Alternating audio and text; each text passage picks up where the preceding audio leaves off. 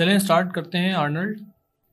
और आर्नल्ड को स्टार्ट करने के लिए सबसे पहले हमें उसको लोड करना होगा। ओपन करते हैं हम प्लगइन मैनेजर, विंडोज़ पे जाएं, setting preferences, then plugin manager.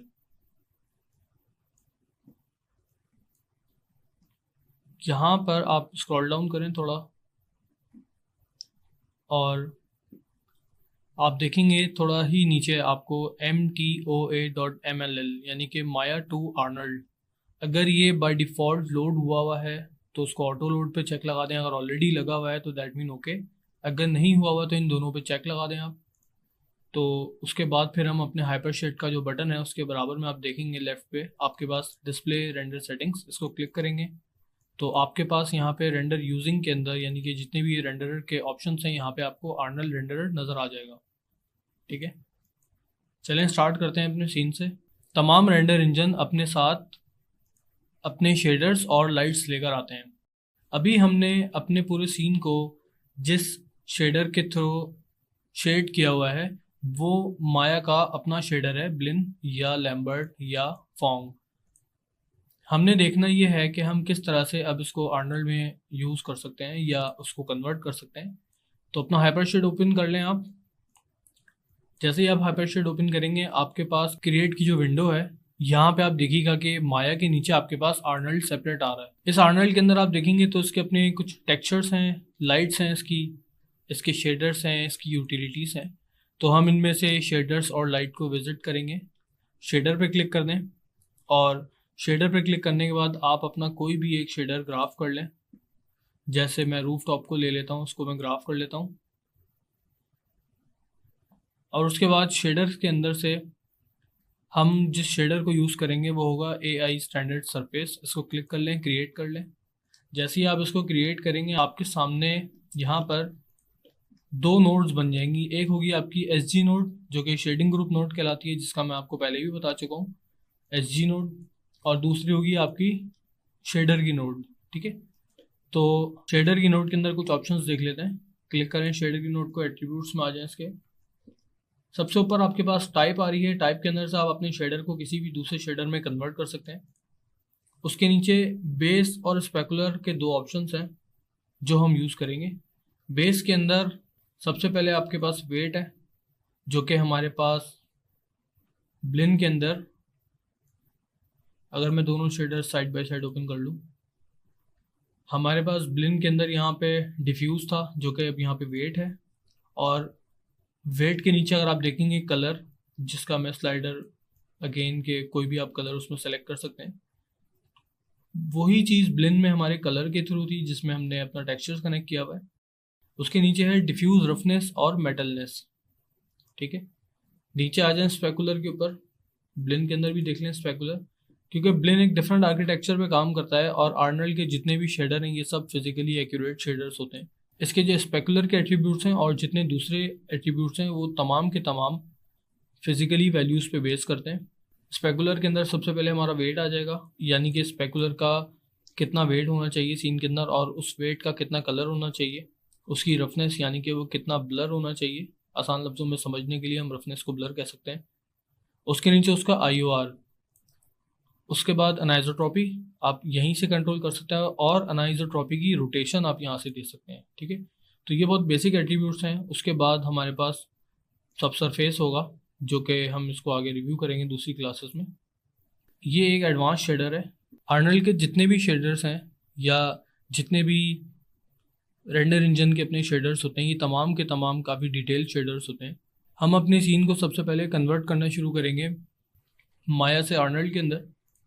उसके लिए हमने जो शेडर अभी क्रिएट किया है हम उसके अंदर अपना टेक्सचर कनेक्ट कर देंगे।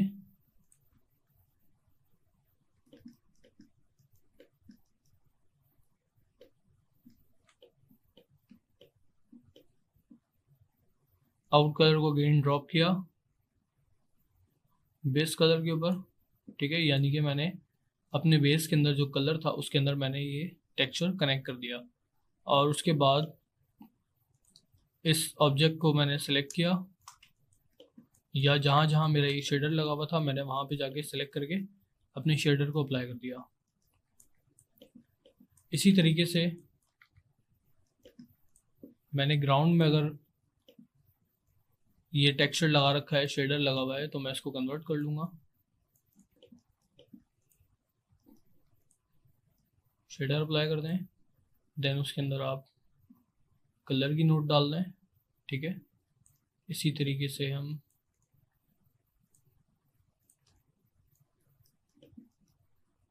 यहाँ पर भी इसको कनेक्ट कर देते हैं।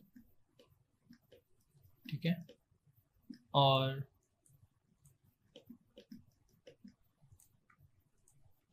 यहाँ पर भी हम इसको कनेक्ट कर देते हैं।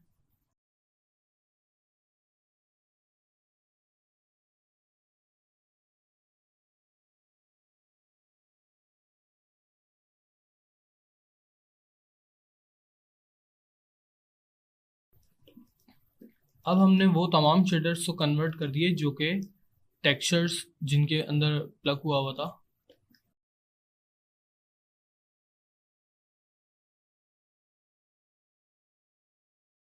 अब हम उन तमाम शेडर्स को भी कन्वर्ट करेंगे जो कि एक सॉलिड कलर पे बेस करते थे। ठीक है, कलर की सिलेक्शन लेने के लिए आपने अपने कलर को क्लिक करना है, तो वो कलर ऑटोमेटिकली आपके पास फर्स्ट बॉक्स में कलेक्ट हो जाएगा। कलर अगेन देखने के लिए आप उसको डीसेलेक्ट करें और दोबारा क्लिक करें, तो वो कलर आपके पास यहाँ पिक हो जाएगा। तो उसके बाद आप अपने शेडर से राइट क्लिक होल्ड रखेंगे, सेलेक्ट ऑब्जेक्ट्स विद मटेरियल, तो वो शेडर जहाँ जहाँ लगा हुआ होगा उसमें उस ऑब्जेक्ट को सबको सेलेक्ट कर लेना है और देन आप अपने आर्नल को अप्लाई कर दें। आर्नल अप्लाई करने के बाद आप यहाँ से शेडर के अंदर आप कलर को क्लिक करेंगे, तो वो कलर आपने पिक किया हुआ होगा ऑलरेडी, उसको क्लिक कर दें तो वही कलर आपके पास सब जगह अप्लाई हो जाएगा। इसी तरीके से हम दूसरे शेडर्स भी अपने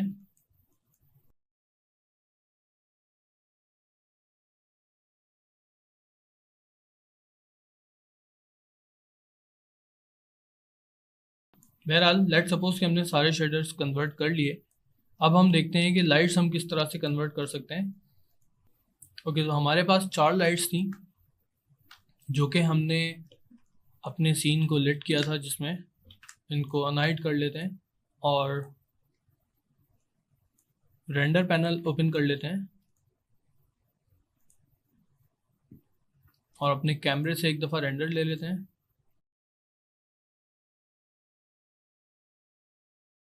लाइट्स को आइसोलेट कर लेते हैं, देख लेते हैं कितनी लाइट्स हमारे सीन में लगी हुई हैं इस वक्त। सो हमने अपने डायरेक्शनल लाइट को हाइड कर लेना है और बाकी जितनी भी हमारी लाइट्स थी कि हमने माया की एरियल लाइट से क्रिएट की थी, एक फेक फिल था ये। अगर आप ऊपर देखेंगे तो सेकंड लास्ट ऑप्शन आपके पास आर्नल्ड का आ रहा होगा, उसको आप क्लिक करें, उसके अंदर लाइट्स में आ जाए और इसको टेयर ऑफ कर लें। ठीक है, तो यहाँ पर आपके पास आर्नल्ड की लाइट्स आ रही हैं, जिसके अंदर सबसे पहले नंबर पे आपको एरिया लाइट नज़र आएगी। एरिया लाइट ये वही लाइट है जो कि हम अभी यूज़ करते आ रहे थे, रेक्टेंगुलर लाइट जिसको हम कह सकते हैं। उसके नीचे अगर आप देखेंगे तो स्काई डोम लाइट है। स्काई डोम लाइट क्या करती है, जैसे ये अपने नाम से ही बता रही है, स्काई डोम, ये एक डोम क्रिएट कर देगी और वो डोम आपकी स्काई की लाइट कास्ट करेगा, यानी कि वो इनडायरेक्ट फिल आपको जनरेट करके देगा। उसके नीचे आप देखेंगे तो मैश लाइट लिखा हुआ है। मैश लाइट का मतलब आप किसी भी मैश को, यानी कि किसी भी पॉलीगॉन को, जैसे मैंने अभी ये पॉलीगॉन अगर सिलेक्ट किया हुआ है तो मैं इसको लाइट बना सकता हूँ, मैं इसको लाइट बना सकता हूँ, यानी कि लाइट कास्ट करना शुरू कर देगा। बट ये आपको बहुत ज़्यादा रेंडर कॉस्टली भी पड़ेगा और इसके अंदर आपको सैम्पलिंग बहुत ज़्यादा रिक्वायर्ड होगी। उसके बाद फोटोमेट्रिक लाइट्स, ये लाइट्स ज़्यादातर वो लाइट्स होती हैं जो कि मैपिंग के थ्रू चलती हैं। उसके बाद आ जाएं आप लाइट पोर्टल के ऊपर। ये लाइट हम विंडोज़ वगैरह के अंदर यूज़ करते हैं, इंटीरियर वगैरह की अगर हमें लाइटिंग करनी हो तो पोर्टल लाइट यूज़ की जाती है। उसके बाद सबसे नीचे है हमारे पास फिजिकल स्काई। ठीक है, ये फिजिकल स्काई के एट्रीब्यूट्स होते हैं सारे इसके अंदर। तो हम यहाँ पे बनाने जा रहे हैं स्काई डोम लाइट। इसको क्लिक कर दें, स्काई डोम क्रिएट हो जाएगा। एट्रीब्यूट एडिटर में आ जाएं। ठीक है, मैं अपनी तमाम लाइट्स को हाइड करके सिर्फ स्काई डोम से मैं अगर एक रेंडर लेके देखूँ, अब आप देख सकते हैं कि आपके पास कितना ज़बरदस्त एक फिल जनरेट हो गया है।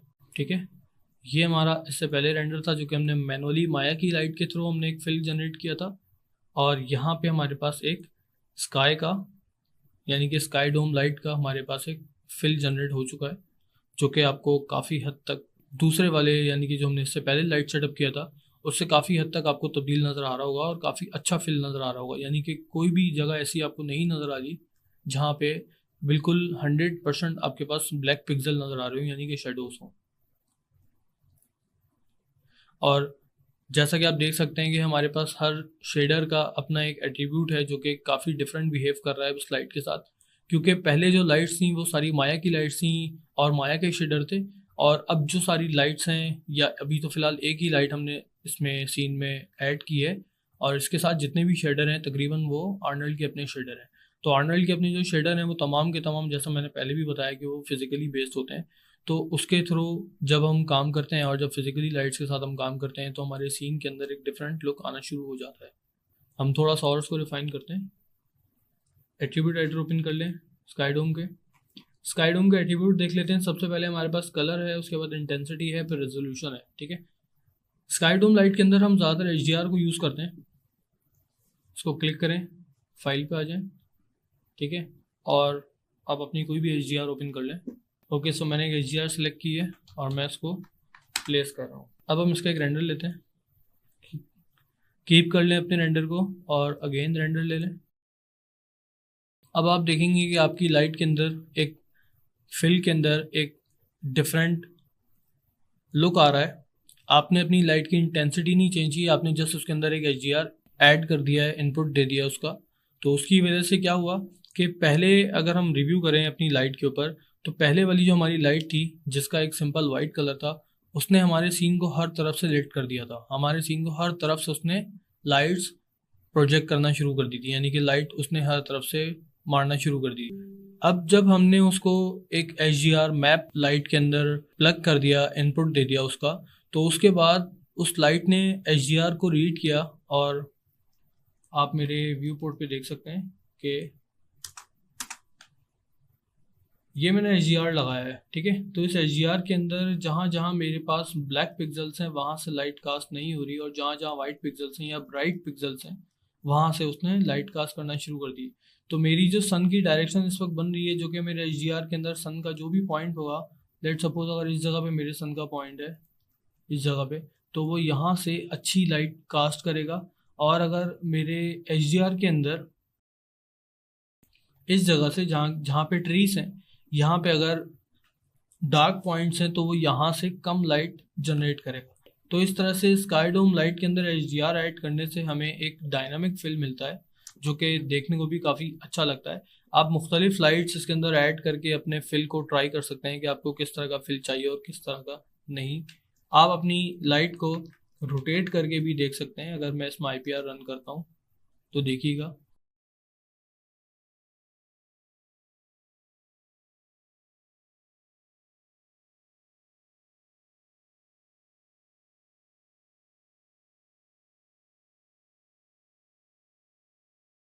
तो जैसे ही मेरे सन की जो डायरेक्शन है वो मेरे हाउस के बिल्कुल फ्रंट पे आई, तो वहाँ से उसने प्रॉपर एक सन की लाइट जनरेट कर दी। तो इस तरह से आप अपनी HDR के थ्रू भी लाइट कर सकते हैं।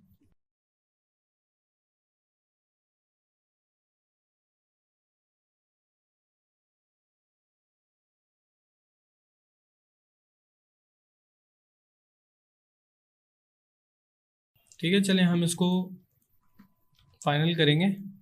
हम अपनी डायरेक्शन लाइट को अनहाइड कर लेंगे, और डायरेक्शन लाइट के अंदर अगर आप देखेंगे नीचे आपके पास आर्नल्ड का एक ऑप्शन है, आप इसको क्लिक करेंगे तो हमारे पास यहाँ पे आर्नल्ड की लाइट के एट्रीब्यूट्स ओपन हो जाएंगे। अगेन हम अपने कैमरे को हाइड करते हैं और लाइट को सिलेक्ट करते हैं, और एक और मज़ीद हम IPR ले लेते हैं छोटा सा। और अब हम अपनी लाइट के अंदर थोड़े से आर्नल्ड के एट्रीब्यूट्स को चेक करेंगे। Use colour temperature. Colour temperature के बारे में मैं आपको थोड़ी सी गाइड करता चलूँ। कलर टेम्परेचर हमारे पास लाइटिंग के अंदर बहुत इम्पॉर्टेंट रोल प्ले करता है, क्योंकि कलर टेम्परेचर के थ्रू ही हम अपने सीन को कलर बैलेंस कर पाते हैं, या हम वो बता सकते हैं कि ये लाइट किस टाइम की है कलर टेम्परेचर और शेडोज़ के एंगल के हिसाब से। अगर आप गूगल करेंगे तो आपको कलर टेम्परेचर का एक चार्ट आपको हासिल हो जाएगा। इसके अंदर अगर आप देखेंगे तो कलर टेम्परेचर के अंदर डिफरेंट आपको इंफॉर्मेशन देखने को मिलेगी, जिसमें हमारा जो कलर टेम्परेचर स्टार्ट हो रहा है वो 1000 केल्विन से 10,000 और प्लस मज़ीद जा रहा है। जितने कम केल्विन्स होंगे कलर के, ठीक है, टेम्परेचर का, उतना ही आपकी लाइट का जो कलर होगा वो वार्म की तरफ होगा, और जितनी ज़्यादा कलर टेम्परेचर के अंदर आपके वैल्यूज़ होंगी उतना ही आपको कूल कलर देखने को मिलेगा अपनी लाइट के अंदर। अब यहाँ से हम स्टार्ट करते हैं कि 2000 केल्विन आपको नज़र आ रहा है, दैट मीन के ये कैंडल लाइट के अंदर प्रेफरेबल केल्विन होता है, ये वैल्यूज़ होती हैं। इस कलर चार्ट को देखते हुए हम एक सीन के अंदर एक्सपीरियंस भी कर सकते हैं कि किस तरह से हम लाइट कलर चेंज कर सकते हैं, क्योंकि यहाँ पे हमारे पास जो एक नॉर्मल डे लाइट का जो कलर होता है, ब्राइट सनी डे का जो कलर होता है, वो 48 से 5500 केल्विन तक होता है, ठीक है। तो हम यहाँ पे अपने सीन के अंदर इसको टेम्परेचर दे देते हैं कि हमें 5500 का टेम्परेचर दे दें, ठीक है। तो वो हमें जो कलर कास्ट करेगा डायरेक्शन लाइट से, जो हमारी सनलाइट है, वो कूल कलर कास्ट करेगा। इसको मज़ीद देखने के लिए अगर हम इसको बढ़ा दें तो आपको नज़र आएगा कि आपके रेंडर के अंदर ब्लूज ऐड हो चुके हैं ज़्यादातर, ठीक है। ओके, सो हम यहाँ पे अपना टेम्परेचर 5500 सेट कर देते हैं, ठीक है।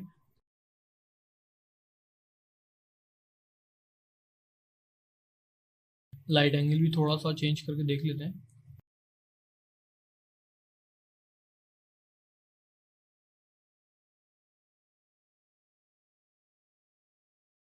अच्छा, इसके बाद आप देखेंगे नीचे आपके पास एक्सपोजर होगा, देन एंगल होगा, ठीक है। एक्सपोजर क्या करेगा, इसकी लाइट की जो अपनी एक इंटेंसिटी है, एक्सपोजर उसको बढ़ाएगी। मैं एक्सपोजर 1 करता हूँ, मेरी लाइट की इंटेंसिटी और इंटेंस हो जाएगी। 5 करता हूँ, मज़ीद बर्न हो जाएगी। तो एक्सपोजर उस वक्त आप अपने लाइट का एडजस्ट करें जब आपको बहुत ज़्यादा नीड हो, या आपको बहुत माइनर कुछ ट्विकिंग करनी हो, ठीक है, या आपको लगता है कि आपको यहाँ पे बहुत स्ट्रॉन्ग लाइट देनी हो, तो एक्सपोजर की बहुत माइनर सी वैल्यूज से आप स्टार्ट कीजिएगा, और उसके बाद अपनी डिज़ायर वैल्यू पे जाके थोड़ा सा कम ही इसको हम रखते हैं, क्योंकि हम ट्राई करते हैं कि कोई भी चीज़ बिल्कुल वाइट वॉश की तरफ ना जाए। एंगल इसके जो शेडोज़ होंगे उसको ब्लर करेगा। हमारा जो कैमरा एंगल है, इसमें अगर हम देखें कि जो हमारे कैमरे से नियरेस्ट ऑब्जेक्ट है, जैसे ये अगर आपको नज़र आ रहा है एक ऑब्जेक्ट, इसको मैं अगर रीजन रेंडर लेता हूँ और एंगल मैंने 10 किया था, इसको मैं वापस 0 कर देता हूँ, तो आप देखिएगा कि हमारा जो शेडो है वो कितना शार्प हो चुका है, ठीक है। क्योंकि एक नेचुरल फिनोमेना है कि लाइट अगर किसी ऑब्जेक्ट के ऊपर हिट होती है तो उसके बाद उस ऑब्जेक्ट का जो शेडो कास्ट होता है, जब शेडो उस ऑब्जेक्ट से कास्ट होना स्टार्ट होता है, तो बिल्कुल इनिशियल पॉइंट से जब वो शेडो कास्ट होता है, तो जितना डिस्टेंस पे वो शेडो गिर रहा है किसी ऑब्जेक्ट के ऊपर या किसी सरफेस के ऊपर, वो उतना ही ब्लर होता है, और जितना करीब ऑब्जेक्ट अपने शेडो से होता है उतना ही शार्प आपका शेडो जनरेट होता है। तो हम यहाँ पे कोशिश करेंगे कि एंगल जो है वो हम थोड़ा सा ओपन करें, क्योंकि ये ऑब्जेक्ट इस सरफेस से थोड़ा सा करीब है, तो हम इसको बिल्कुल ब्लर नहीं करेंगे, ज़्यादा ब्लर नहीं करेंगे, ठीक है। एंगल के नीचे अगर आप देखेंगे आपके पास सैम्पल्स हैं, जितने ज़्यादा आप सैम्पल रखेंगे उतना ही आपका रेंडर जो है वो टाइम लेगा। तो हम कोशिश करते हैं कि अपने सीन सेटअप के अंदर सैम्पल्स बिल्कुल मिनिमम से मिनिमम रखें। जैसे यहाँ पे बाय डिफ़ॉल्ट 1 थे, 1 भी ठीक है, बट 2 में थोड़ा सा आपको एक रिफाइनमेंट नज़र आ रही है शेडो के अंदर। अगर मैं इसको 1 कर देता हूँ तो देखिएगा आप, बहुत ज़्यादा एक अजीब सी नॉइज़ आ रही है। तो 2 इनफ है हमारे पास, ठीक है। उसके नीचे शेडो डेंसिटी आप कम करेंगे, शेडोज विजिबल हो जाएंगे, यानी कि शेडो रिमूव हो जाएंगे। उसके बाद अगर हम शेडो वापस ओपन करते हैं तो शेडो डेंसिटी 1 कर दीजिएगा। कास्ट वॉल्यूमेट्रिक शेडोज, अगर ये आपने अपने सीन में कोई वॉल्यूमेट्रिक लाइट रखी हुई है तो ये उसको काम करेगा, अदरवाइज नहीं करेगा। ये उसी के सैम्पल्स हैं, ठीक है। तो ये थे हमारे पास हमारी लाइट के कुछ ऑप्शंस डायरेक्शन लाइट की, जिसको हमने अब कन्वर्ट कर दिया आर्नल के अंदर, और अब हम इसको आर्नल के एट्रीब्यूट्स के थ्रू कंट्रोल कर रहे हैं। अब हम अपनी डोम लाइट को इनेबल करेंगे अगेन, और डोम लाइट को इनेबल करने के बाद एक रिफ्रेश कर लेते हैं रेंडर, ठीक है। और चूँकि हमारी डोम लाइट का जो एरिया है, जो बैकग्राउंड में नज़र आ रहा है हमें, वो बिल्कुल प्योर वाइट आ रहा है, तो हम स्काई डोम लाइट को अपने रेंडर के अंदर से हटा देंगे। तो उसका तरीका ये होता है कि हम अपने स्काई डोम को सिलेक्ट करते हैं, और इसके नीचे आप देखेंगे विजिबिलिटी का एक टैब है जो कि ओपन हुआ हुआ है, इसके अंदर सबसे फर्स्ट है आपके पास कैमरा। हम कैमरे को यहाँ से 0 कर देंगे तो ये लाइट जो है हमारे रेंडर कैमरे के अंदर से हाइड हो जाएगी, यानी कि ये रेंडर होना बंद हो जाएगी। मगर ये अपना बाकी जो भी इसका काम है वो करती रहेगी अपना, जैसे ये लाइट वगैरह जो दे रही है या रिफ्लेक्शंस में आ रही है वो सब अपनी जगह पे प्रॉपर करती रहेगी। ठीक है, तो इस तरह से हमने अपनी माया की तमाम लाइट्स को और तमाम शेडिंग नेटवर्क्स को हम कन्वर्ट कर देंगे आर्नल्ड के अंदर, और उसके बाद हमारा जो ये सीन होगा ये पूरा आर्नल्ड पे बेस करेगा। ठीक है, तो उसके बाद हम देखते हैं आर्नल्ड की रेंडर सेटिंग्स क्या होती हैं, लेकिन उससे पहले हमें जानना ज़रूरी है कि रेंडर ग्लोबल्स क्या होते हैं। तो चलिए चलते हैं अपने नेक्स्ट लेसन की तरफ।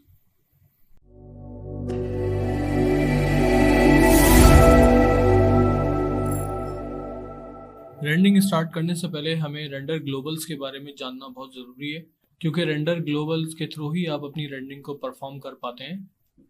रेंडर ग्लोबल्स को जानने के लिए हम सबसे पहले रेंडर सेटिंग्स को ओपन करेंगे। रेंडर सेटिंग्स के अंदर जो आपका सबसे पहला जो टैब है, जो कि कॉमन के नाम से आप सामने देख सकते हैं, ये आपका रेंडर ग्लोबल कहलाता है बेसिकली। ठीक है, आइए देखते हैं कि इसके अंदर हमारे पास क्या ऑप्शंस मौजूद हैं। कॉमन के अंदर देखें, आपको सबसे पहले तो ये बताएगा कि आपका जो प्रोजेक्ट है वो क्या सेट हुआ हुआ है, क्योंकि पाथ जो आप देख रहे हैं जिसमें मेरी डी ड्राइव, उसके अंदर ईसी देन फेबियन हट और उसके अंदर इमेजेस, दैट मीन कि हमारा जो प्रोजेक्ट सेट हुआ हुआ है वो फेबियन हट तक सेलेक्ट हुआ हुआ है, और उसके अंदर इमेजेस, क्योंकि रेंडर ग्लोबल जो है वो इमेजेस आपकी रेंडर करता है, 3D स्पेस कैलकुलेट करता है सारा डेटा और उसको 2D स्पेस में राइट करता है।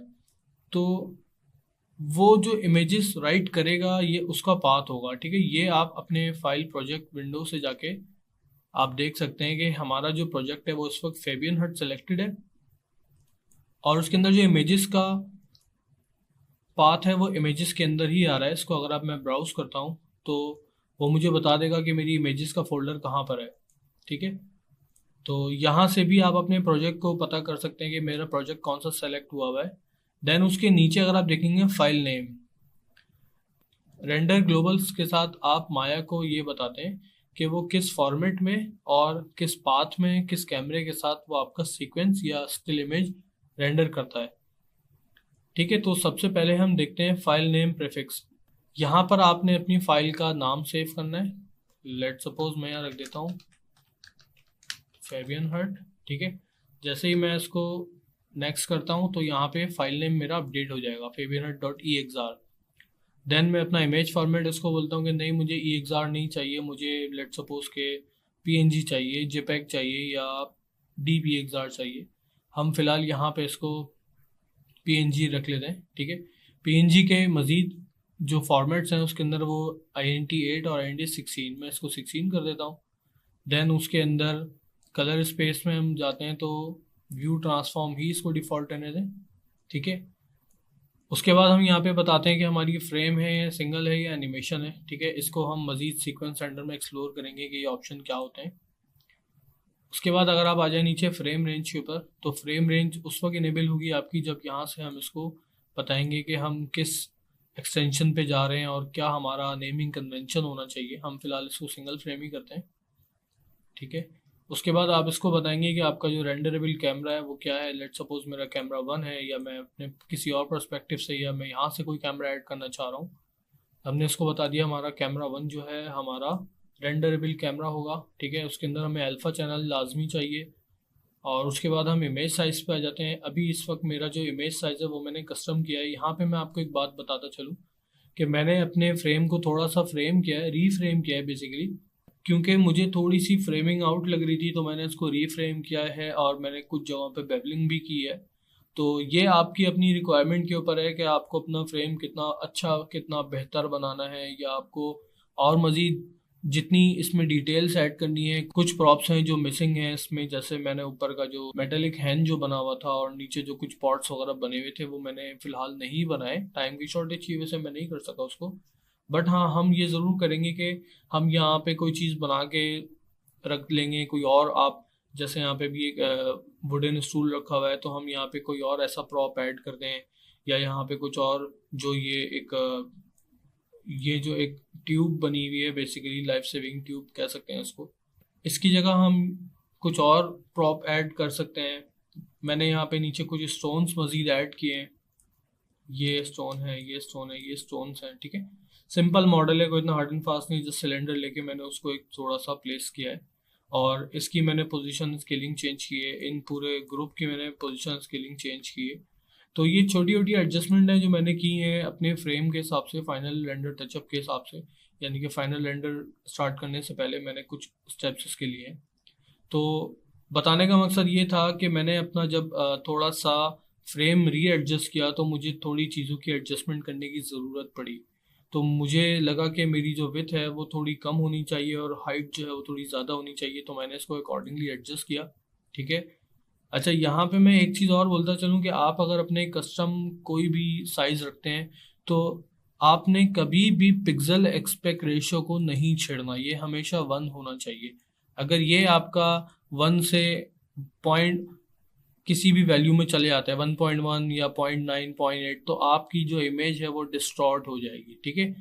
डिवाइस एस्पेक्ट रेशियो जो है वो चेंज होता रहेगा जैसे ही आप अपना विड्थ और हाइट चेंज करेंगे। मिसाल के तौर पे मैं यहाँ पे अगर कोई भी प्रीसेट कॉल कर देता हूँ,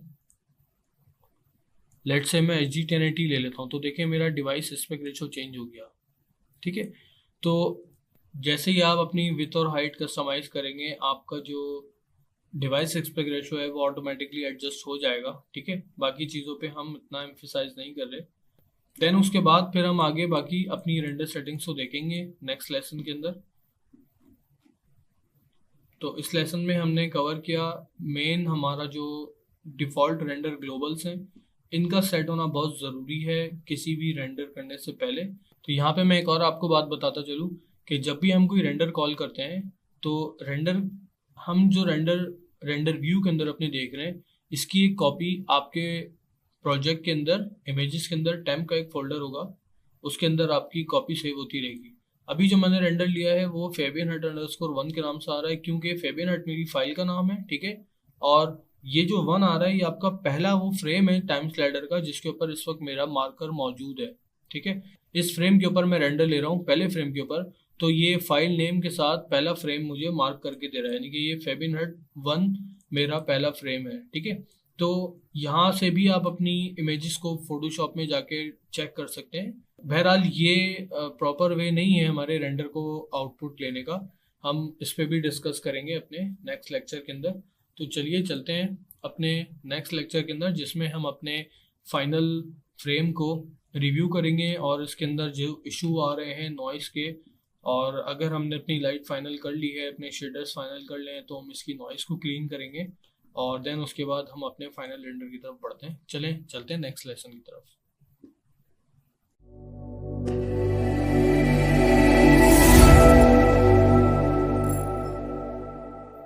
चलें बढ़ते हैं अपने इस लेसन की तरफ जिसका टॉपिक है रिमूविंग नॉइज़, यानी कि हम अपने रेंडर में मौजूद तमाम नॉइज़ को क्लीन करते हैं और निकालते हैं एक फाइनल रेंडर, ठीक है। अच्छा, नॉइज़ कई किस्म की होती हैं जिसमें एक होती है शेडर की नॉइज़, और एक होती है शेडो की नॉइज़, और एक होती है जो कि आपके रेंडर सेटिंग से जनरेट होती है, ठीक है, जो लो सैम्पलिंग की वजह से हमें नॉइज़ फील होती है।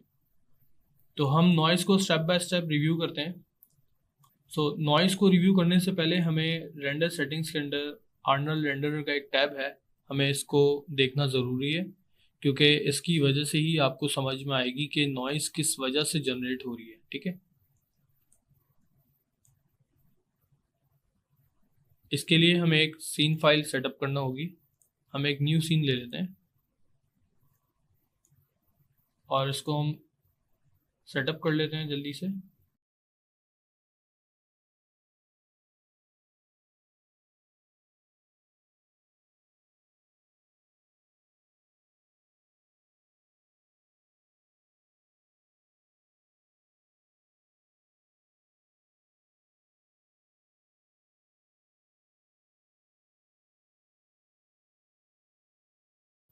ओके, सो इसका एक रेंडर लिया है हमने और रेंडर लेने के बाद ही हमारे पास सीन में कुछ इस तरह से आ रहा है, ठीक है। अच्छा, अब हमें देखना ये है कि हमारे जो आर्नल रेंडर के अंदर जो ये ऑप्शन हैं ये क्या काम करते हैं। सबसे पहला ऑप्शन आपको नज़र आ रहा है कैमरा AA, यानी कि एंटी लेजिंग। ये कैमरे के एंटी लेजिंग के सैंपल्स हैं। कैमरा ए सैम्पल्स क्या होते हैं कि इसका मतलब ये है कि एक पिक्सल में कितनी रेज शूट हो रही है, या एक पिक्सल में कैमरा जो हमारा रेंडर कैमरा है, जब हम इस पर रेंडर क्लिक करते हैं तो ये पर पिक्सल कितनी रेज शूट कर रहा है। ठीक है, तो जितनी कम रेज होंगी उतना ही आपका नॉइजी रिजल्ट आता है। ठीक है, लेकिन इसका ये मतलब नहीं है कि हम यहाँ पर इसकी रेज जो है ना वो आंखें बंद करके इसकी 10 या 15 20 इस तरह से कर दें। आर्नल्ड के अंदर जो ये सैम्पलिंग होती है ये कैलकुलेशन बेस्ड होती है। आप देख सकते हैं कि जैसे ही मैं इसके सैंपल अप करता हूँ तो ऊपर यहाँ पे इसकी वैल्यूज़ चेंज होना स्टार्ट हो जाती हैं। ठीक है, हम यहाँ पे इसकी वैल्यूज़ ग्रेजुअली अप करते हैं, यानी कि हम एक एक वैल्यूज़ करके या दो दो वैल्यूज़ करके अप करेंगे और साथ साथ रेंडर भी लेते रहेंगे और देखेंगे कि हमारा रेंडर कहाँ साफ़ हो रहा है। ठीक है, कैमरा एंटी लेजिंग जो है अगर आप इसको बढ़ाते हैं तो ये नीचे की तमाम वैल्यूज़ पे इफेक्ट करेगा, सिर्फ ये एंटी लेजिंग पे नहीं करेगा, क्योंकि ये मल्टीप्लिकेशन हो रही है। अब इसकी मल्टीप्लिकेशन कैसे है ये मैं आपको बताता हूँ। ये कैमरा एंटी लेजिंग जो है ये 2 है, ये मल्टीप्लाई होता है इन इट सेल्फ अपने कैमरा ए से, तो ये 2 2 ज़ा 4। ठीक है, तो जो भी इसकी यहाँ पे वैल्यू होगी उसको मल्टीप्लाई 2 से करेंगे तो ये एक पिक्सल में 4 रेज इस वक्त शूट कर रहा है। 2 वैल्यू है इसकी, ये 4 दिख रहा है आपको ऊपर, कैमरा ए सैम्पल्स 4 है। ठीक है, अगर मैं इसको 3 करता हूँ 3 3 9। ठीक है, अब ये कैमरा ए सैंपल से हमारा जो डिफ्यूज और स्पेकुलर है, ट्रांसमिशन है, ये सब मल्टीप्लिकेशन पे चल रहा है। वो कैसे चल रहा है देखते हैं इसको। कैमरा की जो वैल्यू है 3, दैट मीन के 9 है। ठीक है, और आप देखेंगे डिफ्यूज सैंपल यहाँ 36 लिखा हुआ है, यहाँ पे डिफ्यूज सैंपल 2 लिखा हुआ है, तो ये 36 कैसे हो रहा है? ये 3 3 ज़ा 9, 9 2 ज़ा 18। ठीक है, इसको पहले इससे मल्टीप्लाई करना है, फिर जो वैल्यू आएगी उसको अगेन इससे मल्टीप्लाई करना है। 3 3 ज़ा 9, 9 2 ज़ा 18, 18 2 ज़ा 36। ठीक है, इसी तरीके से अगर मैं इसको एक हल्की वैल्यू में देता हूँ ताकि मल्टीप्लिकेशन में आसानी हो, मैं यहाँ पे कैमरा ए 2 करता हूँ, तो 2 से अगर आप देखेंगे 2 2 ज़ा 4। ठीक है, यहाँ पे 4 आ गया, 4 2 ज़ा 8, 8 आ गया। अब 8 में डिफ्यूज 2 है तो इसको अगेन इसी नंबर से हम मल्टीप्लाई कर देंगे तो यहाँ पे हमारी वो वैल्यू आ जाएगी। ठीक है, अगर मैं यहाँ पे इसको 5 करता हूँ, 5 5 ज़ा 25, 25 2 ज़ा 50, 50 को अगेन 2 से मल्टीप्लाई कर दें 100। दैट मीन के मैं सिर्फ कैमरा एंटी लेजिंग अगर बढ़ाता हूँ तो वो मेरे पूरे डिफ्यूज के ऊपर, स्पेकुलर के ऊपर भी इफेक्ट कर रहा है, इसके भी सैंपल्स बढ़ा रहा है। ठीक है, लेकिन ये काफ़ी नहीं है हमारे लिए, हम डिफ्यूज सैंपल भी सेपरेटली इंक्रीज करते हैं। अगर मैं अब इसका रेंडर लेता हूँ, ठीक है, तो अब आप देखें कि हम सबसे पहले इसको 2 पे करके एक रेंडर कीप करेंगे। ठीक है, और उसके बाद हम 4 करते हैं, चलें, और एक रेंडर लेते हैं इसका। ठीक है, देखें जैसे ही मैंने इसकी वैल्यू भी 4 की है तो थोड़ी सी नॉइज़ भी मेरी कम हुई है, लेकिन मेरे रेंडर टाइम में भी फ़र्क आ गया। अब रेंडर टाइम जो हम देख सकते हैं वो, ये मेरा पुराना फ्रेम था। ठीक है, ये मैंने इस इमेज, इस बटन से मैंने इसको कीप किया है, इससे आप रिमूव कर सकते हैं वो इमेज कीप हुई हुई। 1 सेकंड में रेंडर आ रहा था, जैसे ही मैंने रेंडर सेटिंग्स अप की हैं तो ये 1 सेकंड का रेंडर 6 सेकंड पे चले गया, 0.06 सेकंड पे, और उसके अंदर आप नॉइज़ भी देख सकते हैं कितना फ़र्क आ रहा है। ठीक है, लेकिन ये टाइम बहुत शूट कर गया। ठीक है, तो हमें पहले तो ये देखना होता है कि हमारी जो नॉइज़ है ये हमारे रेंडर सेटिंग से आ रही है या ये हमारी लाइट जनरेट कर रही है। अब लेट सपोज मेरी ये लाइट है, मैंने लाइट सेलेक्ट की, इसके एट्रीब्यूट्स में मैं चले गया तो मैं यहाँ पे देखता हूँ लाइट के अंदर, स्काई डोम लाइट एट्रीब्यूट के अंदर ही सैम्पलिंग का एक टैब है, इसके अंदर सैम्पलिंग बाय डिफ़ॉल्ट 1 हुई हुई है। ठीक है, तो अगर ये सैम्पलिंग में इसकी कर देता हूँ 8। अच्छा, माया के अंदर जितनी भी चीज़ें हैं वो हमेशा आप याद रखिएगा इवन नंबर्स पे हम इसकी सैम्पलिंग करते हैं, हम ऑड नंबर पे सैम्पलिंग पे नहीं जाएंगे, उसके अंदर कैलकुलेशंस का फ़र्क आ जाता है, तो इसलिए हम इवन पे जाते हैं। यानी कि 1 से कम कोई वैल्यू नहीं है, लेकिन 1 1 2। ठीक है, 2 2 ज़ा 4, 4 के बाद 8 आ जाएगा, देन 16 आ जाएगा। ठीक है, इस तरह से 32, देन 64, 128। तो हम 8 सैम्पल्स करते हैं इसके, और हम इसको कीप करते हैं, और हम इसका एक रीजन ले लेते हैं छोटा सा।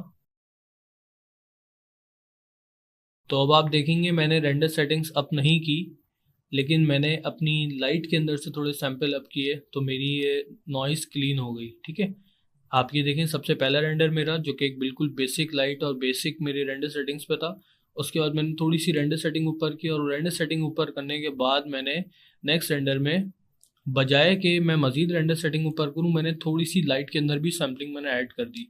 तो हम ग्रेजुअली हर चीज़ को लेके चलते हैं, हम खाली रेंडर सेटिंग्स को नहीं देखेंगे, अदरवाइज हमारा रेंडर बहुत हैवी हो जाएगा।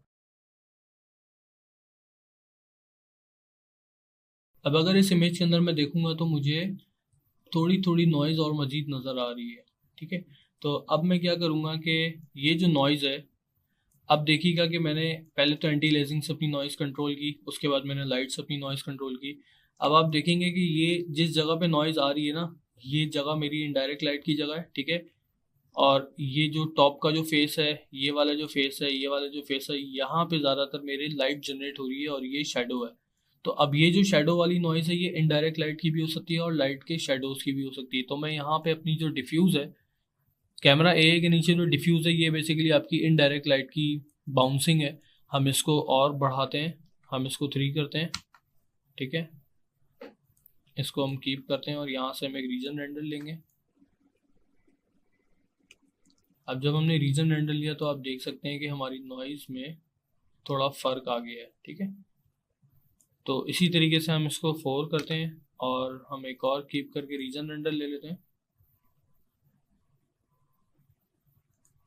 तो अब आप देखेंगे यहाँ पे कि अब हमारी नॉइज़ जा चुकी है। ठीक है, तो अब हम अपने ओरिजिनल सीन की तरफ चलते हैं और वहाँ पे हम ये सारी चीज़ें अप्लाई करते हैं और देखते हैं कि हमारी नॉइज़ हम किस तरह से क्लीन कर सकते हैं। सो हम सबसे पहले तो एक रफ रेंडर ले लेते हैं।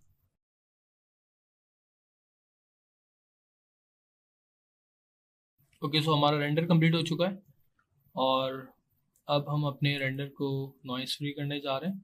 कोशिश करते हैं कि इसको मैक्सिमम कवर करें। ओके, तो सबसे पहले हम अपनी रेंडर सेटिंग्स ओपन करेंगे और यहाँ पे देखेंगे कि हमारे पास कितनी मज़ीद गुंजाइश है सैम्पलिंग ऊपर करने की।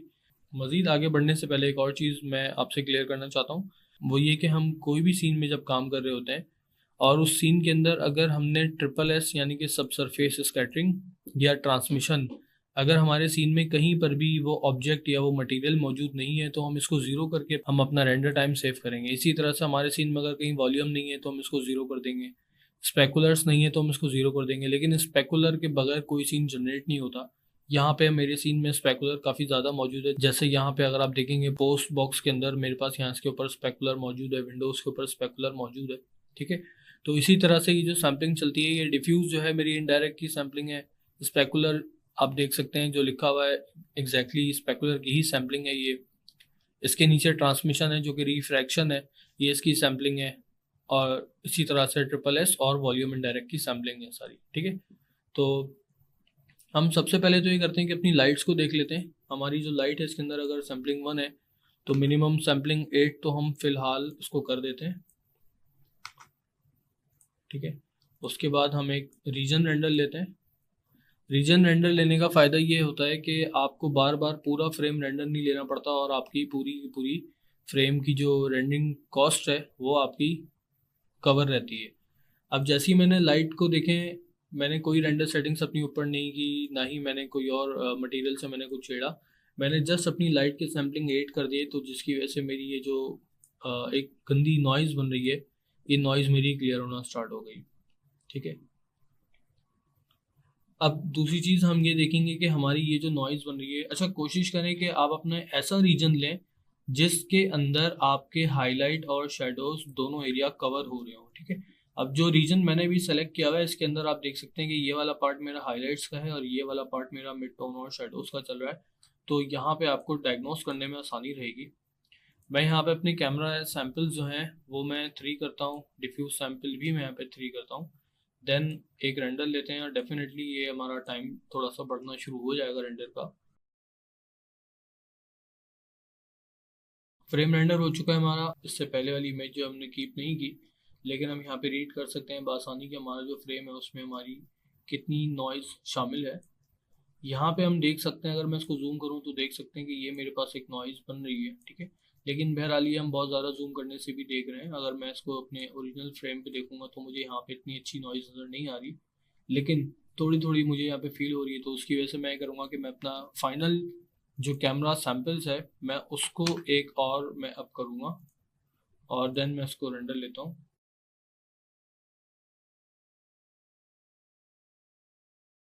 ओके, मेरी जो नॉइज़ है वो काफ़ी हद तक ख़त्म हो गई है, लेकिन अगेन मेरे शेडोज़ कहीं ना कहीं से जनरेट कर रहे हैं नॉइज़ को। तो मैं यहाँ पे एक टेस्ट करूँगा कि मैं अपनी जो लाइट है उसकी जो सैम्पलिंग है, मैं यहाँ पे इसकी सैम्पलिंग को 16 करके ट्राई करता हूँ और देखता हूँ कि कितनी नॉइज़ मेरी मज़ीद कवर हो रही है। कीप कर लें इमेज को, रेंडर ले लें रीजन।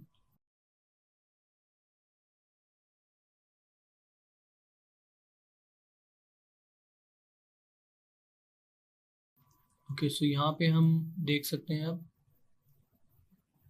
अब देखें, मेरे पुराने रेंडर में और नए रेंडर में कोई फ़र्क नहीं आ रहा सैम्पलिंग के अंदर।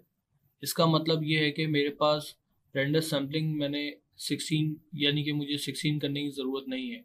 ठीक है, तो मैं इसको वापस से 8 पे कर देता हूँ, क्योंकि जब मुझे 8 और 16 के अंदर कोई डिफरेंस नहीं फील हो रहा तो मैं अपने रेंडर सैम्पल्स हाई नहीं करूँगा, रेंडर टाइम हाई नहीं करूँगा। और ये इसका मतलब अब ये जो सैंपल हैं ये मेरे लाइट के सैंपल्स नहीं है, ये मेरे इनडायरेक्ट के सैंपल्स हैं। तो मैं यहाँ पे अपने इनडायरेक्ट के सैंपल्स को 4 करूँगा। ठीक है, और उसके बाद मैं कीप करके एक और रेंडर लूँगा।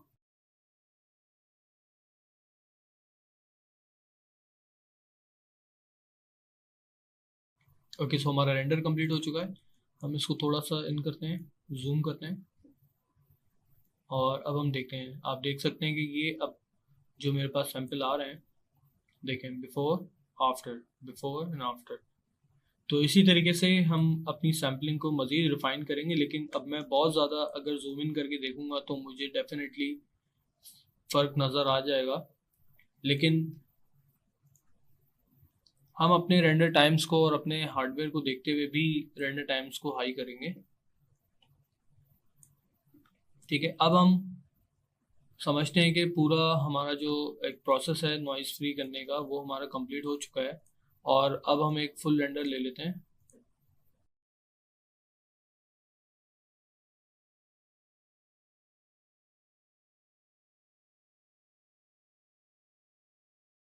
ओके, सो हमारा फ्रेम कंप्लीट हो गया है। मेरे पास ये इस वक्त फ्रेम आ रहा है 1.34 सेकेंड्स के अंदर। और यहाँ पे मुझे एक और मसला जो नज़र आ रहा है वो ये नज़र आ रहा है कि मेरी जो फिल लाइट है वो काफ़ी ज़्यादा हाई हुई हुई है मेरी की लाइट के अंदर, वो मर्ज हो रही है। तो मैं अपनी फिल लाइट को थोड़ा सा कम करूँगा, ऑलमोस्ट 0.4। कीप अगेन इसका एक रेंडर ले लेते हैं।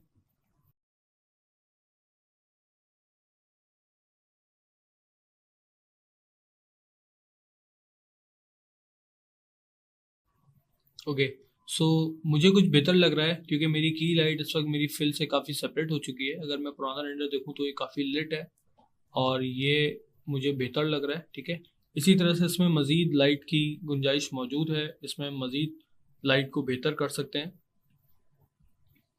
इसका हम एक नाइट लुक भी निकाल सकते हैं। इसमें हमें बस कुछ बल्ब वगैरह मॉडल करके ऐड करने पड़ेंगे ताकि हम उनको ग्लो करें।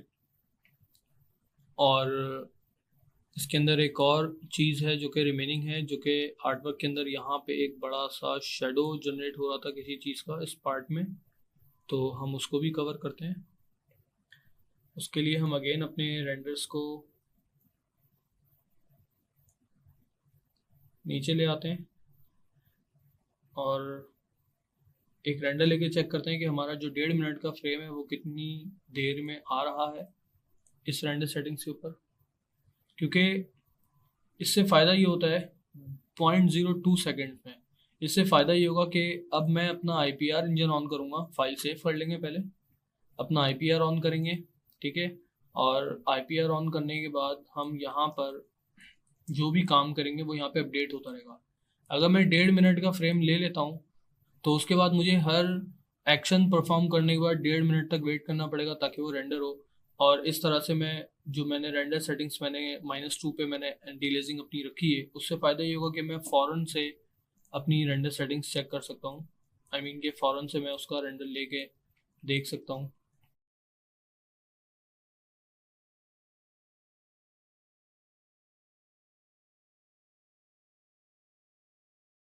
इसको आप एडजस्ट कर लें अपने हिसाब से, ठीक है। और उसके बाद हम IPR को स्टॉप करेंगे।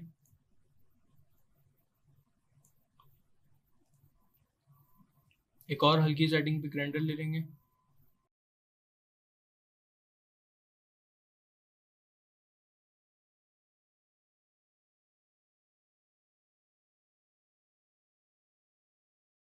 हम ये रेंडर इसलिए ले रहे हैं ताकि हमें पता चले कि हमारा जो स्फेयर रखा हुआ है उसका जो शेडो है वो कितना कास्ट हो रहा है और किस एरिया में कास्ट हो रहा है।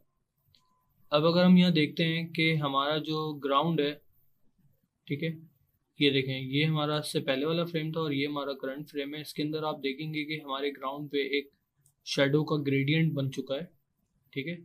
ये ट्रिक्स होती हैं, हम यहाँ पे स्फेयर यूज़ कर रहे हैं, इसकी जगह पे हम प्लानर भी यूज़ कर सकते हैं और मज़ीद एक अपना कोई भी कस्टम पॉलीगॉन ज्योमेट्री शेप लेके या कोई ट्री रख के या कोई ऐसी चीज़ रख के हम उसका शेडो कास्ट करवा सकते हैं, जिससे हमें उसकी नेचुरल फील एक आ जाएगी कि ये दुनिया में अकेला नहीं है, लाइक इसके सराउंडिंग में भी कुछ ऑब्जेक्ट्स मौजूद हैं,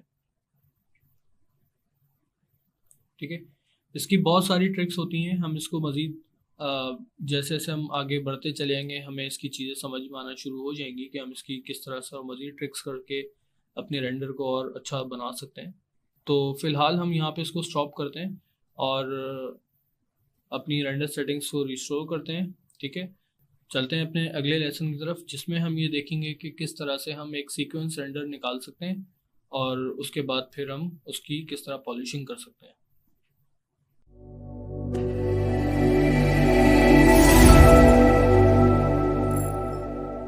इस लेसन में हम बात करेंगे सीक्वेंस रेंडर निकालने के हवाले से। तो चलें स्टार्ट करते हैं, अपना प्रोजेक्ट ओपन कर लें। अच्छा, सीक्वेंस रेंडर निकालने के लिए हमें सबसे पहले तो एक कैमरा एनिमेट करना होगा। उसके लिए हम क्रिएट करते हैं कैमरा नेम, ठीक है।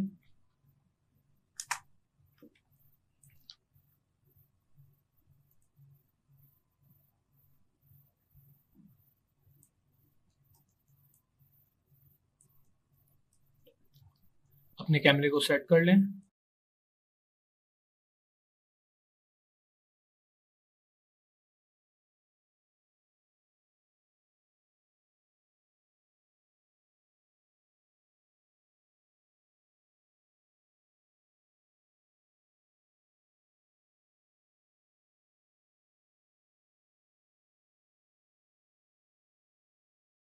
टाइमलाइन एडजस्ट कर लें अपनी।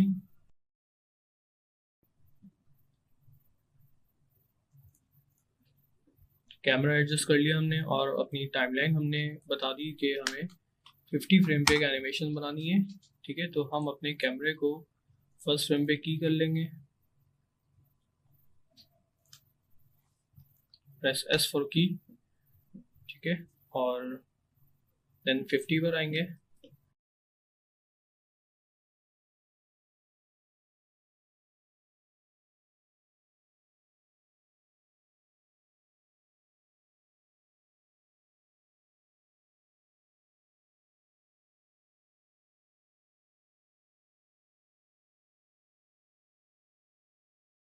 यहाँ पर आके इसको की कर लेंगे।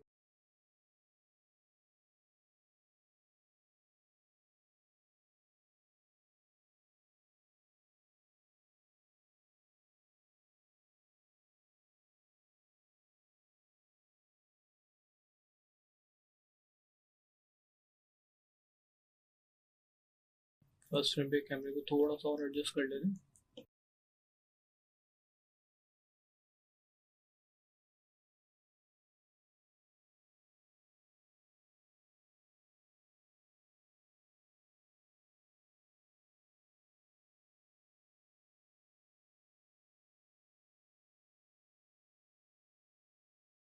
तो हमने भी एक एनिमेशन बना ली है और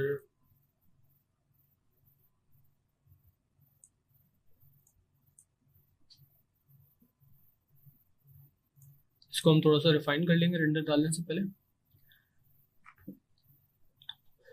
सीक्वेंस रेंडर लेने के लिए आपको रेंडर ग्लोबल्स पे जाना होगा, कॉमन पे आ जाएं। अब यहाँ पे आपका जो फाइल नेम प्रीफिक्स है जो कि हमने इससे पहले बात की थी, आपका सीन फाइल नेम होगा जो कि रेंडर के फ्रेम्स के अंदर आएगा। फाइल नेम प्रीफिक्स में हम यहाँ पे लिख देंगे अंडरस्कोर सीक्वेंस। इमेज फॉर्मेट हम EXR कर लेंगे क्योंकि EXR लॉसलेस एक्सटेंशन होता है इमेज क्वालिटी के लिए। और कंप्रेशन में हम इसको जिप को एज इट इज छोड़ देंगे।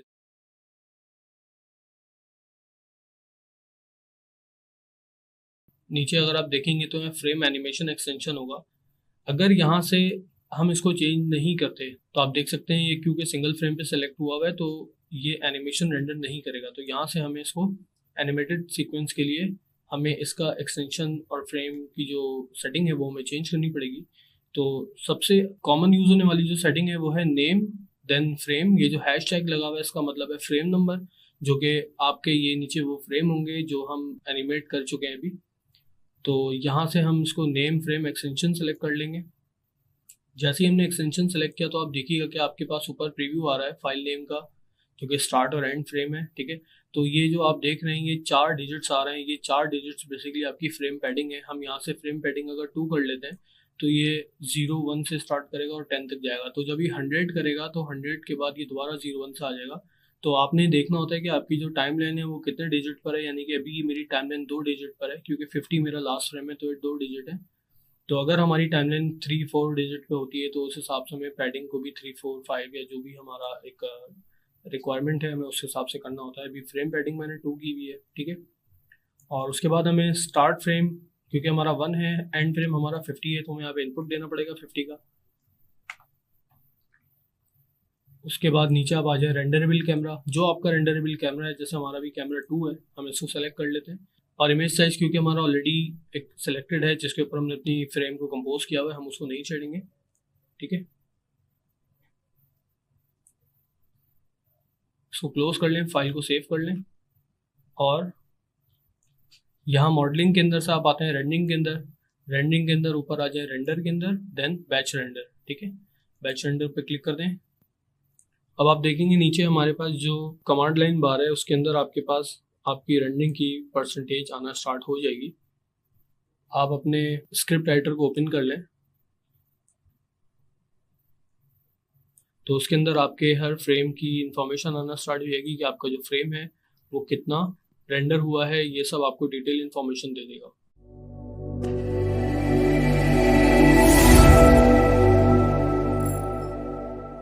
इस लेक्चर में हम अपने आउटपुट को यानी हम अपने सीक्वेंस रेंडर को कंपाइल करने जा रहे हैं। हमने जो सीक्वेंस रेंडर पे लगाया था वो कंप्लीट हो चुका है। तो अब हम इसको किसी भी सीक्वेंस एडिटर के अंदर यानी कि कोई भी कंपोजिटिंग सॉफ्टवेयर के अंदर हम इसको कंपोजिट करने जा रहे हैं। तो ओपन कर लें आप अपने पास after effects. Okay, so after effects open हो चुका है हमारे पास। लोड कर लें अपना सीक्वेंस रेंडर।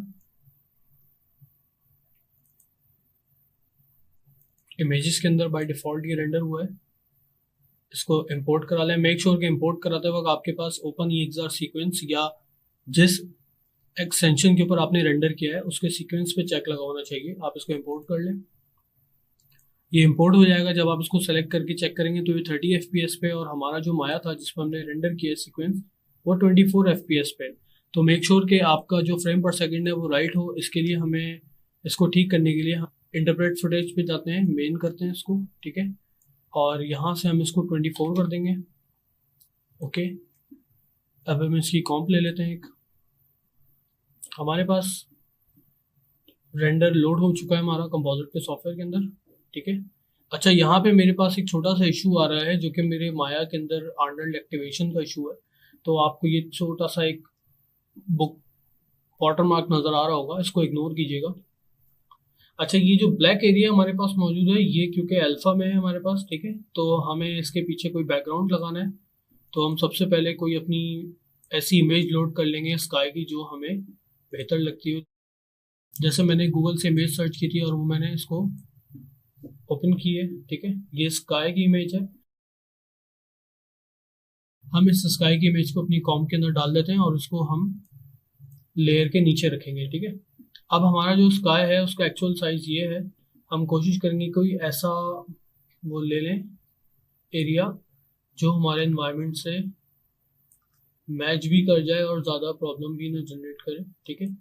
और मेक श्योर कि थोड़ी सी होराइजन की एक वो ले लीजिएगा लाइन, बिल्कुल स्काई कट पे ना रखा हो, क्योंकि ये एक हाइट पे मौजूद है, कैमरा हमारा थोड़ा नीचे से है, तो हमें उसी हिसाब से भी इमेज ढूंढनी है कि हमारा जो लाइट एंगल पड़ रहा है वो क्लाउड के ऊपर मैच कर जाए। मैंने इसीलिए इस तरह का एक क्लाउड निकाला है जिसके अंदर आपको कोई ख़ास लाइट एंगल पता नहीं चलेगा, ठीक है। हम इसको थोड़ा सा चेंज भी कर सकते हैं, थोड़ी सी शायद आपको क्लोनिंग भी करनी पड़ जाए इसके अंदर, जैसा जैसे मैंने फोटोशॉप में बताया था कि हम क्लोनिंग भी कर सकते हैं। तो हम यहाँ पे इसको एडजस्ट कर लेते हैं, इसको फुल स्क्रीन करके देख लें।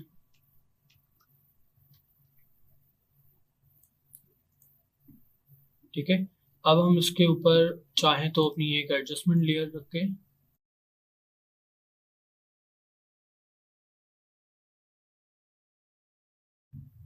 थोड़ा सा हम इसको पुश कर लेते हैं, थोड़े से कर्व को ऊपर उठा देते हैं इसके अंदर, ठीक है। और एक हम विनियर्ड ऐड कर लेते हैं इसके अंदर।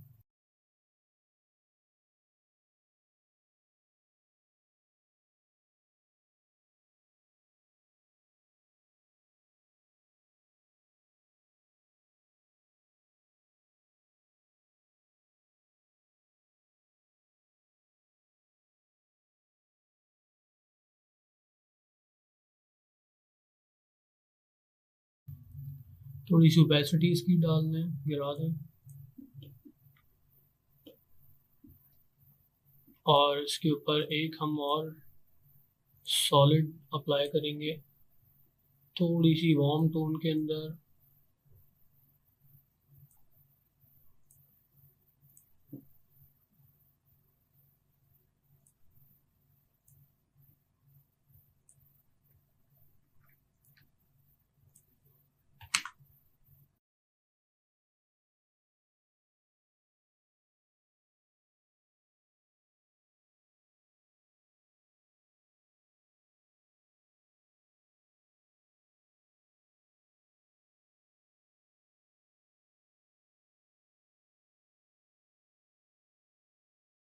ठीक है, तो हमने एक छोटी सी सी कंपोजिट कर ली है।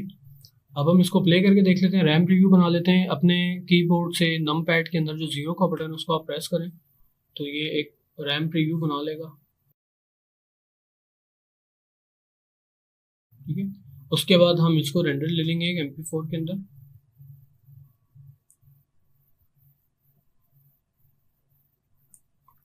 और अगर इसका बिफोर एंड आफ्टर करना है तो सारी लेयर सेलेक्ट करके इसको ऑफ करें।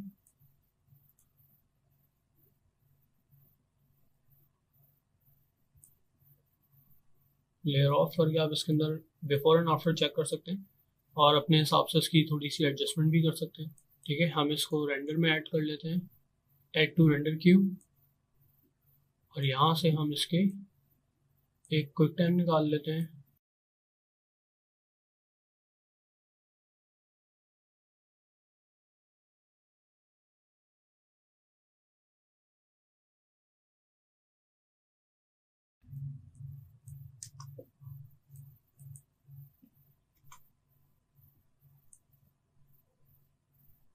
ठीक है, अब इसके सीक्वेंस में हमारे पास जो ये बैकग्राउंड आ रहा है, हम ये करेंगे कि माया के अंदर से हम एक इसके पीछे एक कार्ड रखेंगे पॉलीगॉन का, और उसके अंदर हम अपने स्काई को प्रोजेक्ट करके वहाँ से एक सीक्वेंस रेंडर ले लेंगे इसके साथ। तो जब हम इसका सीक्वेंस रेंडर ले लेंगे तो हमारे पास ये प्रॉब्लम ख़त्म हो जाएगी, या तो फिर आप इसकी जगह पे कोई और स्काई लगा सकते हैं और इसका आप रेंडर ले सकते हैं। जैसे हम अपने माया को ओपन करते हैं, ठीक है, और यहाँ पे क्योंकि मेरा जो कैमरा है कैमरा 2, हम एक सिलेंडर ले लेते हैं बजाय इसके कि इमेज प्लेन लें हम, ठीक है।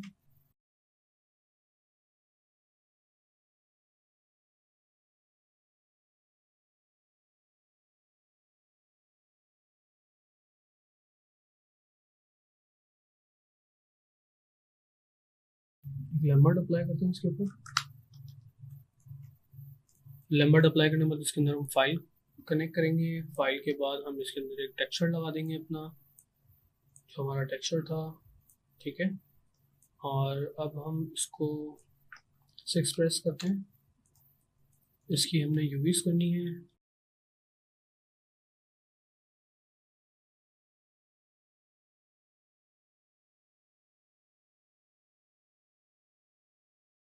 ठीक है, यूवीज हो गई इसकी। यूवी एडिटर से जाके अब हम इसको थोड़ा सा रिलैक्स कर लेंगे।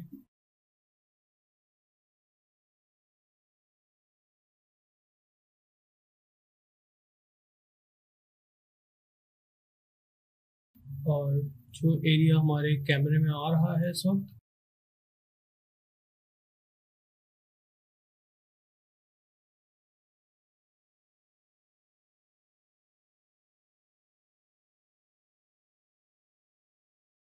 हम अपने उस एरिया के अंदर स्काई को एडजस्ट करेंगे।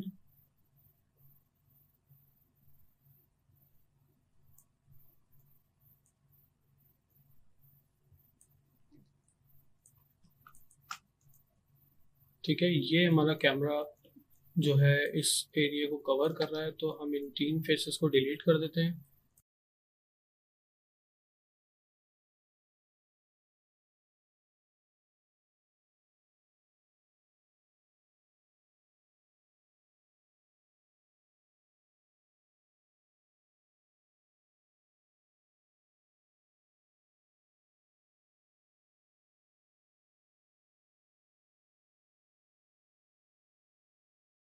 अपने कैमरे को प्ले करके देखें।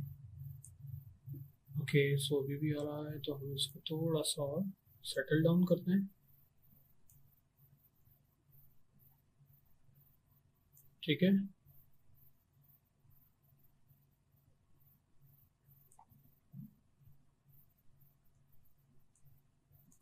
उसके बाद हम करेंगे सिंपल ये कि हम अपने हाउस को हाइड कर देंगे आउटलाइनर से, और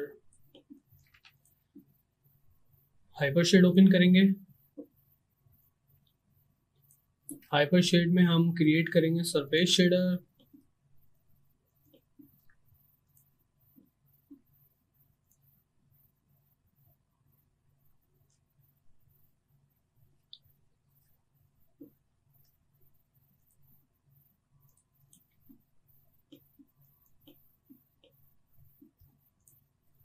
पहले इसको ग्राफ कर लेते हैं, उसके बाद हाइपर शेड में हम क्रिएट करेंगे सरफेस शेडर। हम इस ऑब्जेक्ट के ऊपर सरफेस शेडर अप्लाई करते हैं, ठीक है।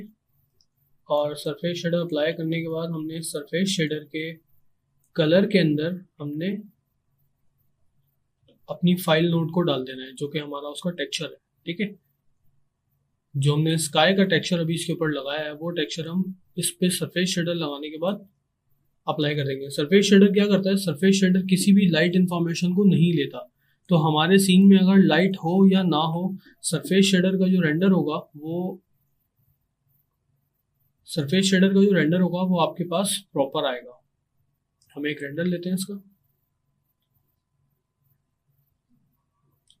तो देखें, आपके पास स्काई आना स्टार्ट हो गया, ठीक है। हमने अपने सीन में मौजूद तमाम लाइट्स को हाइड कर दिया ताकि हमारे पास रेंडर टाइम बहुत कम आए। ये 0.03 सेकंड में रेंडर हो रहा है, और हम इस फाइल को सेव कर देते हैं। लेकिन रेंडर लेने से पहले आपको यहाँ पर नाम चेंज करना होगा। अगर ये नाम सेम रखेंगे आप, तो आपका जो स्काई होगा वो आपके रेंडर पे ओवरराइट हो जाएगा, ठीक है। अब ये फेबियन हट स्काई हो गया है। मैं इसको अगेन सेव कर लेता हूँ और मैं इसको रेंडर ले लेता हूँ, मैच रेंडर।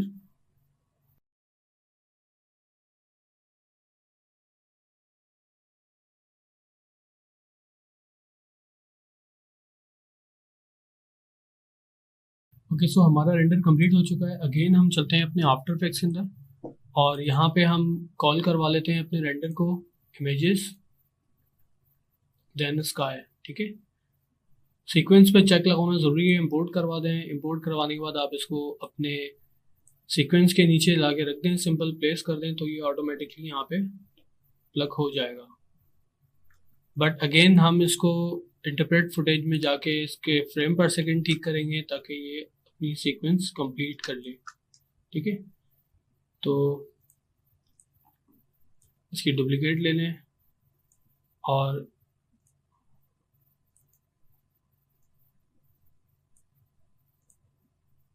इसका रेंडर कर लें।